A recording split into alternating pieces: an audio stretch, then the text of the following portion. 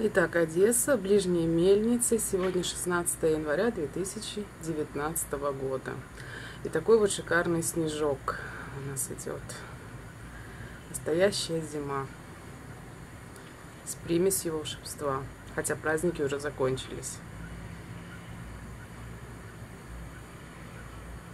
Хотя у нас в Одессе каждый день праздник.